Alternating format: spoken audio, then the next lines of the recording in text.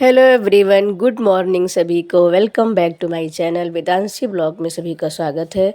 I hope आप सब अच्छे होंगे, आप सब स्वस्थ होंगे, मस्त होंगे और होना भी चाहिए, क्योंकि हम लोग जब अपने शरीर का ख्याल रखेंगे तभी हम लोग पूरे घर का काम और बच्चों को संभालना और प्लस पढ़ाई, ये तीनों काम कर सकते हैं। इसलिए क्या है ना कि औरतों को अपने सेहत का भी ख्याल रखना चाहिए, लेकिन कहीं ना कहीं कुछ ना कुछ हो ही जाता है। दिन भर काम करने के बाद इतना थक जाते हैं हम लोग कि अपने सेहत का ख्याल बहुत कम रख पाते हैं, लेकिन रखना चाहिए।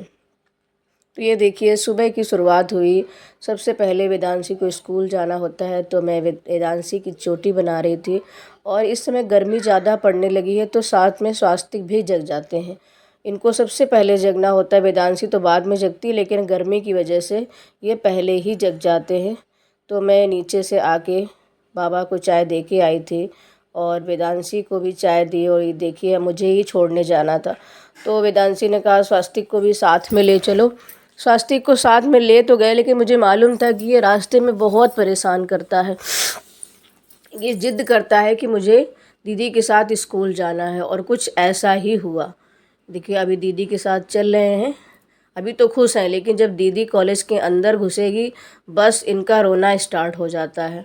तो मैं बहुत कम ले जाती हूँ इनको, घर पे ही छोड़ जाती हूँ। तो वापस आ कर के मैंने इनको लिटा दिया, टीवी चला दी, इनका फेवरेट कार्टून लगा दिया। लेकिन बच्चे ने इतना परेशान किया पूरे रास्ते भर, वो मैंने वीडियो नहीं बनाया। पूरे रास्ते भर लौटते हुए ही आया है ये। तो वहाँ से आकर के मैंने घर का काम समेटा, क्योंकि 8 बज गए थे। वेदांशी का स्कूल 8 बजे का है। वेदांशी को छोड़ के और फिर मैंने पूरे घर की सफाई की। कुछ बर्तन शाम को रह जाते हैं, कुछ लोग देर में खाते हैं 11, 12, 1 बजे तक, तो वो बर्तन मुझे सुबह ही साफ़ करने पड़ते हैं। 2-4 बर्तन रह गए थे, तो वो मैंने बर्तन साफ़ किए।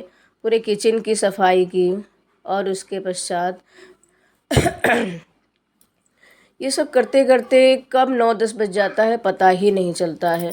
क्योंकि क्या होता है ना कि रात में अगर हम 1-2 बजे तक हम पढ़ रहे हैं, तो स्वाभाविक है कि सुबह 6 बजे या 7 बजे ही आँख खुलती है मेरी। तो मैं सुबह बहुत कम पढ़ पाती हूँ, उससे मुझे नींद भी आती है। तो मैं घर के काम पहले पूरे निपटा लेती हूँ, चाय नाश्ता करने के बाद तभी मैं पढ़ाई करती हूँ।